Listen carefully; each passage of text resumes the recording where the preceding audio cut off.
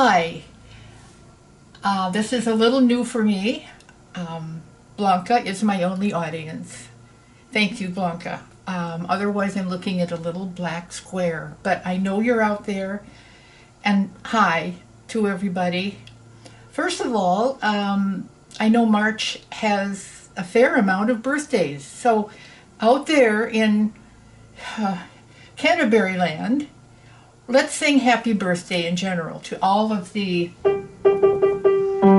birthdays in March. You can sing it out loud. Happy birthday to you. Happy birthday to you. Happy birthday, all the March babies. Happy birthday to you.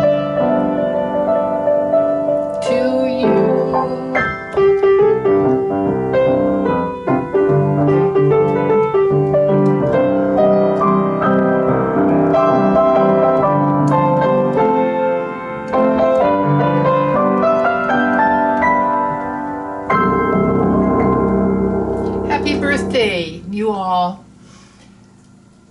This is going to be a all-Irish program because tomorrow is the day that is celebrated. St. Patrick, just a bit of background. St. Patrick was not born in Ireland, as many of you probably know. In fact, a lot of this music that we recognize as Irish tunes had really nothing to do with Ireland. They've been imported from England, from Wales, from Scotland. There's many with Scottish. They're all though overlapping in if not cultures, in some of the ways that they all have developed their music, their folk music. So you'll hear things like, just listen for what these areas love to use: fiddles and flutes and bagpipes, and there's some of these marches. It's a different tempo in a lot of the music. Irish is very fun. It's charming music. So I hope you enjoy it, and we're going to start with the Irish washerwoman.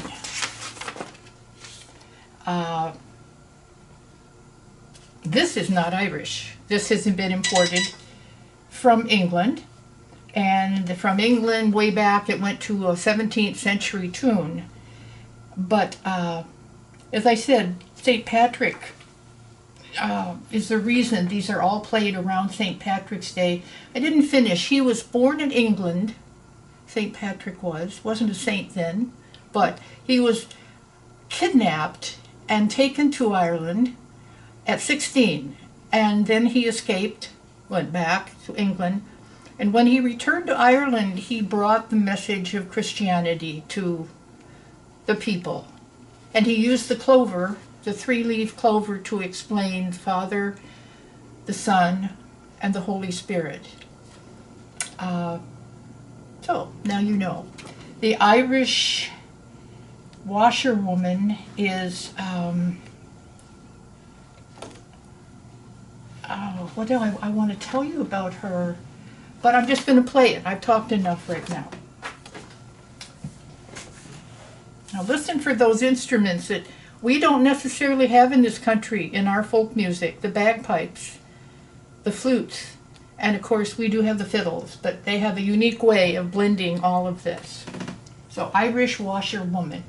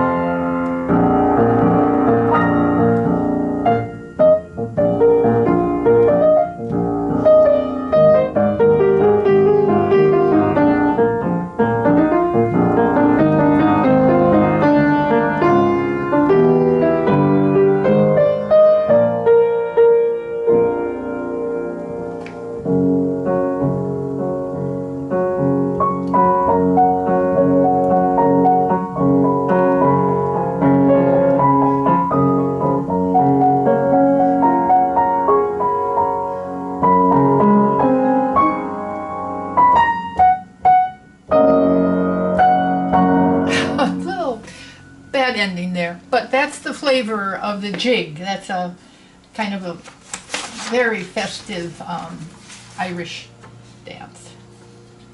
All the Scottish had the jigs in other places, but the next piece is also named after a woman, Molly Malone.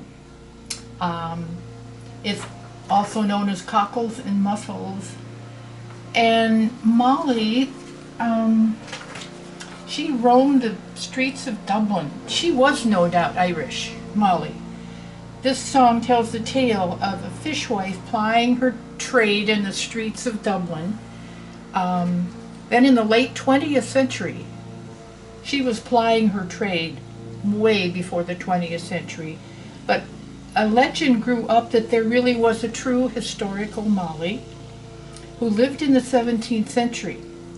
And it's about her being recognized as Dublin's unofficial, the anthem is written about her. This is the anthem. And Molly was immortalized in bronze in 1988, and she stands proudly. Her statue stands proudly in the heart of Dublin's fair city. In Dublin's fair city, where girls are so pretty, I first set my eyes on sweet Molly Malone, as she pushed her wheelbarrow through streets broad and narrow, crying, "Cockles and mussels, alive, alive, oh, alive, alive, oh, alive, alive, oh," crying, "Cockles and mussels, alive, alive, oh." There are 3 verses. I won't say all of them, but you probably recognize a little of that first, about Molly, such an Irish name. Okay, this is Molly Malone.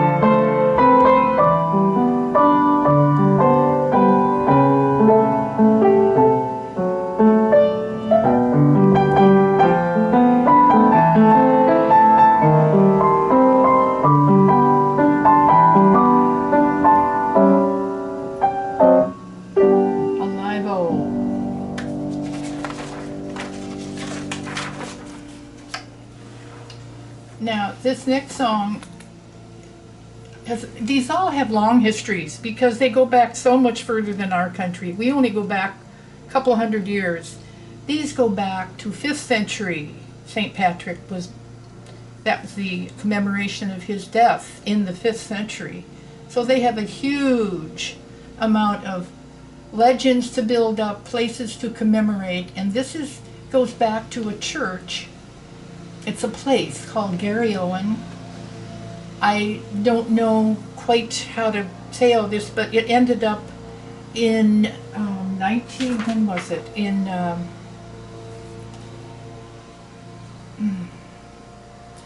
the 1800s, our country, the United States, adopted this song to be the 7th Cavalry, United States Cavalry official marching tune of the regiments.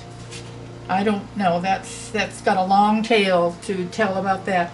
And it's Irish roots. You will hear the Irish roots in this for our 7th U.S. Cavalry.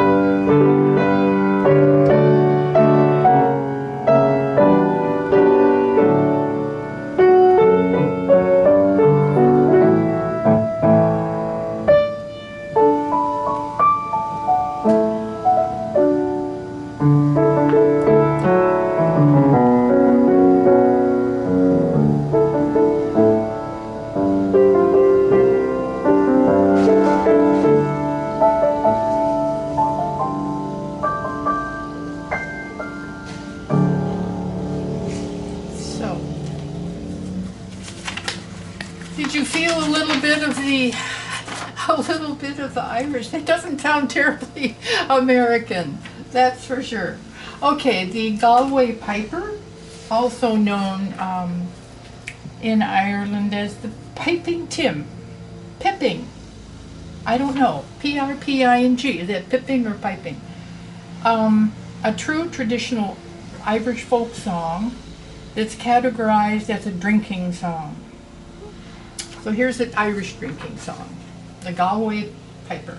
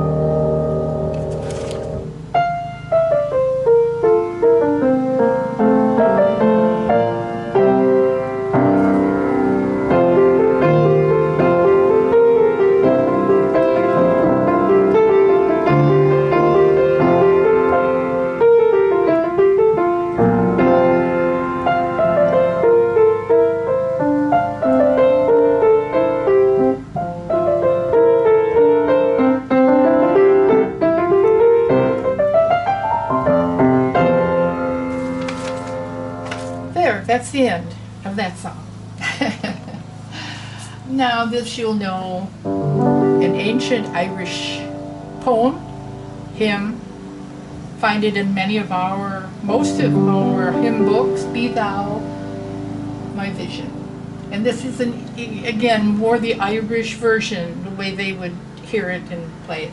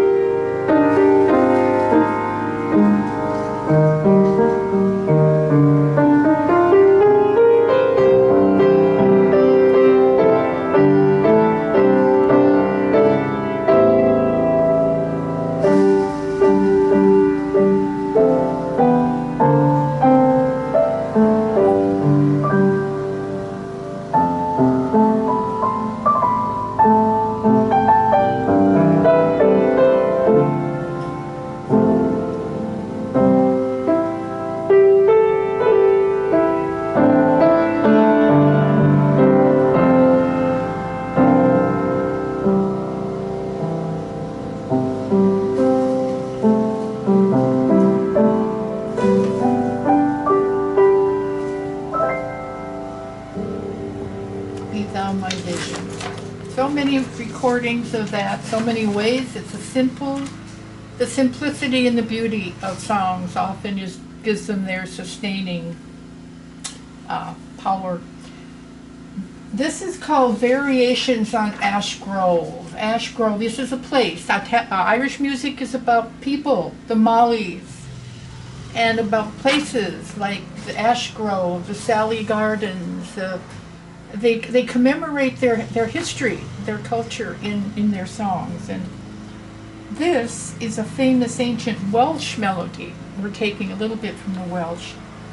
And it's often their stories have a very sad tale. This is about a beautiful young woman who has died, and she's buried under this grove of trees, the Ash Grove.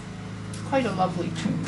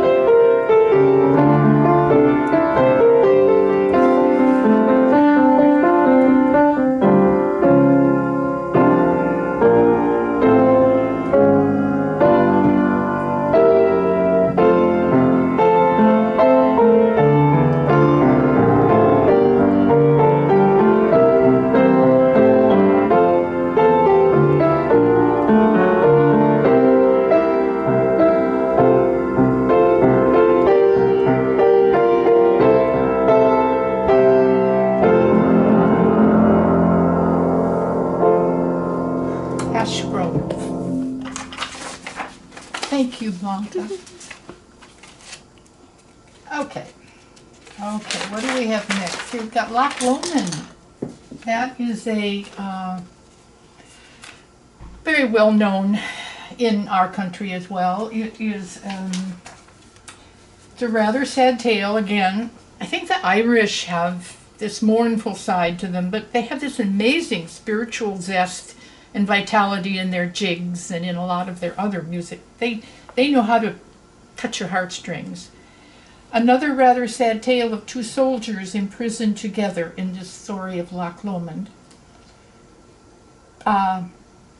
It was told by the one to be executed, and he is saying to his companion, who was going to be let free, "Ye take the high road, and I'll take the low road." And his friend, meaning his friend, would return alive, but he would only return in spirit. A lot of stories about Loch Lomond. Loch meaning lake. It's a very big lake, only about 14 miles from Glasgow, from Scotland.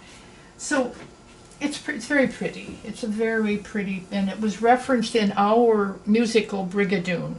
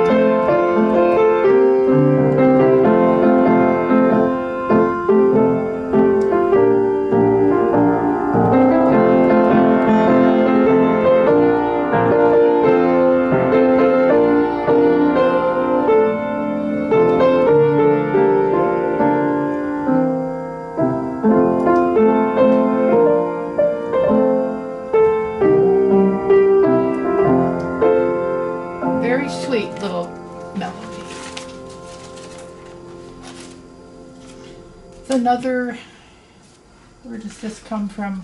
Over the Sea to Skye, S-K-Y-E, as many of you may know, is an island, very small island, where Bonnie Prince Charlie escaped so that he wouldn't be killed in that very big battle of 1746. It's referred to in many of the pieces I came across.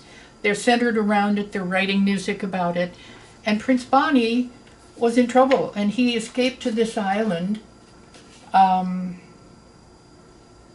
It's a Scottish song, and it actually interesting. It's not warlike at all. It's more like a lullaby, and it's a sad little melody. And then I'm going to go right into playing a piece called the Celtic Tapestry, and that tells the story of a beautiful lassie and a beautiful Irish loch.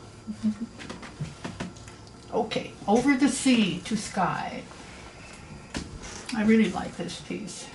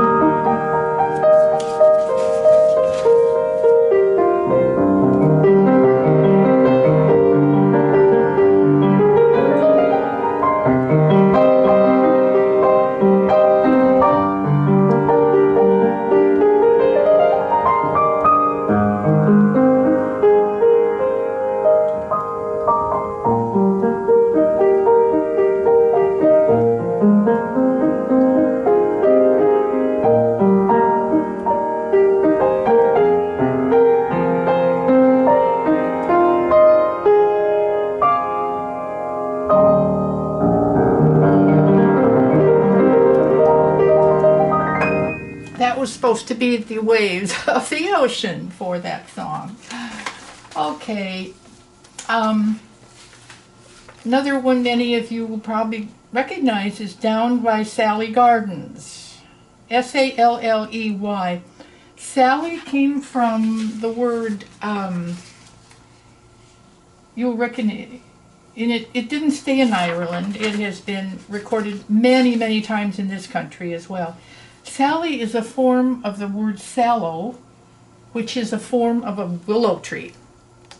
I thought was pretty interesting. I think of those thatched roofs in Ireland, and Sally trees are the materials from which those thatch roofs are made. And so there's groves of Sally gardens and groves, they call them gardens, and the residents gather up they cultivate the trees and gather up the leaves and the materials for their roofing. Another sad tale, though, of unrequited love. And the words are penned by their poet laureate, William Butler Yeats. And I think just in due respect to him, I'll read the two verses. Down by the Salley Gardens, my love and I did meet. She passed the Salley Gardens with little snow-white feet. She bid me take love easy, as the leaves grow on the tree, but I, being young and foolish, with her did not agree. In a field by the river my love and I did stand, and leaning on my shoulder she laid her snow-white hand. She bid me take life easy as the grass grows on the weirs, but I was young and foolish, and now am full of tears. So it's kind of, the Irish they major on this. It's almost like our country western songs. Lost my job, my dog ran away, all that. But this is very classy. I mean, this is a beautiful song.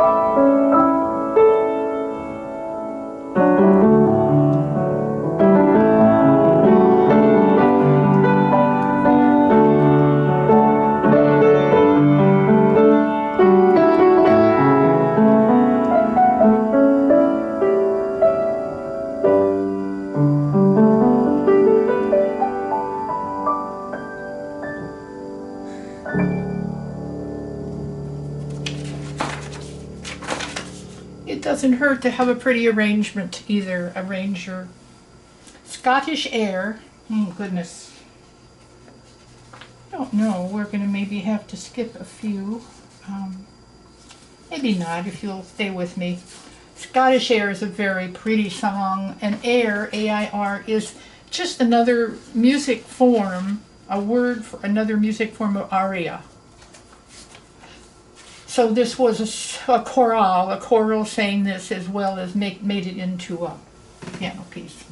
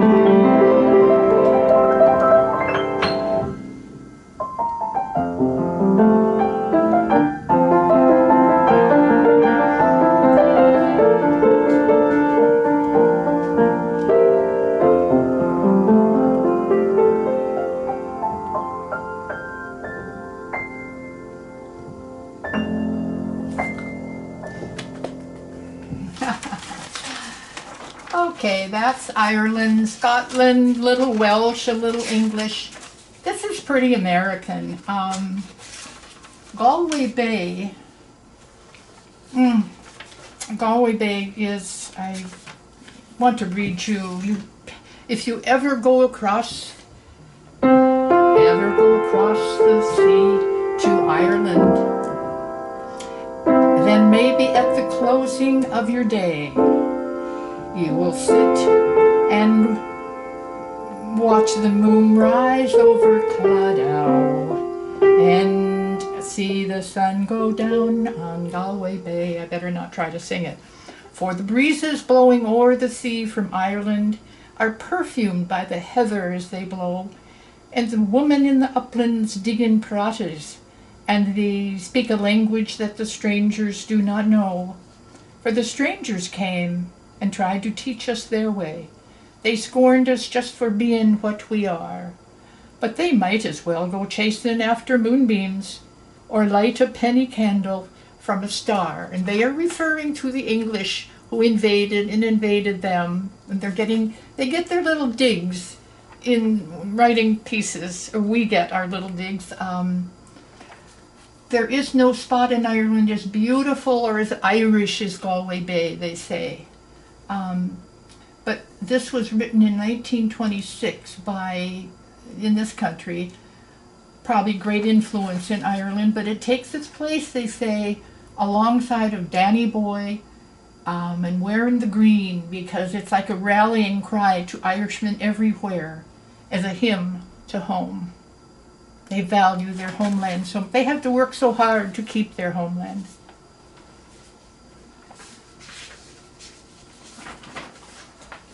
Galway Bay.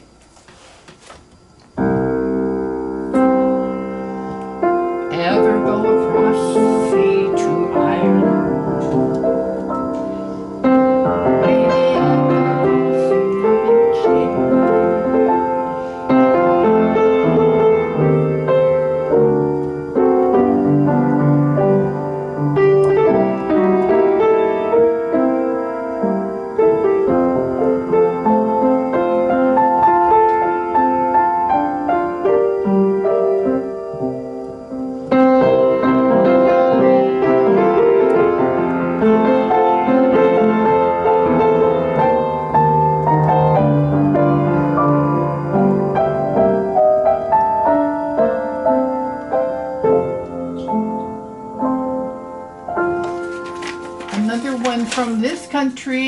is very well known, sung around St. Patrick's Day.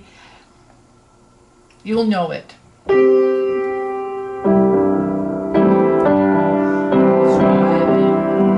Sure, it's like a morning spring in the lilt of Irish laughter.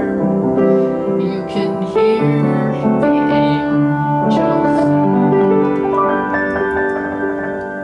When Irish hearts are happy, all the world seems bright and gay. When Irish eyes are smiling, sure they'll steal your heart away. Irish eyes are smiling.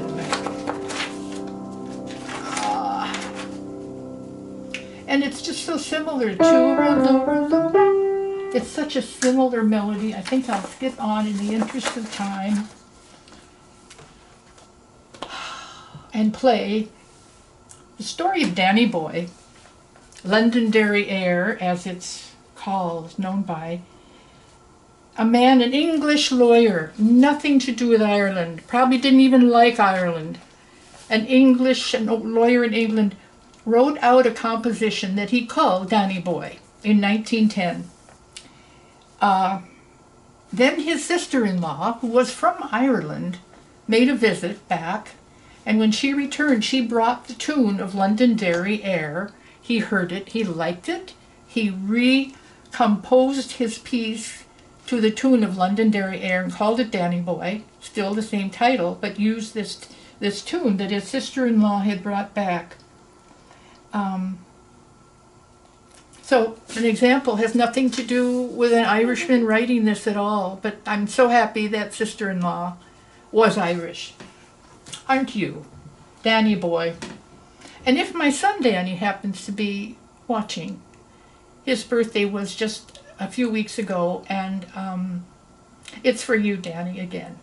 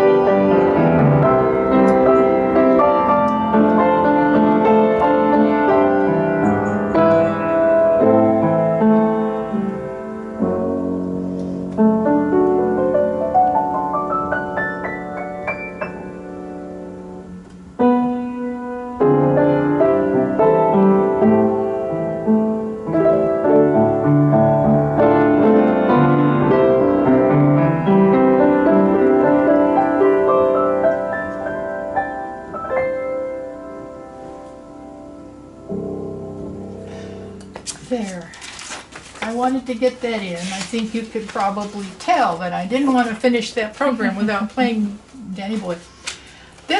We have a few minutes, a couple minutes, and this is for, let's see, what year would it have been? 2-3 years ago, we had a program in the lounge celebrating St. Patrick's Day, and we had a wonderful group of volunteers be McNamara's band. And we had pots and wooden spoons, and we had pans, and we were the McNamara band. And so in honor of that, I'm going to play that again. It's Irish, and those of you who were in the band, you might kind of enjoy reminiscing.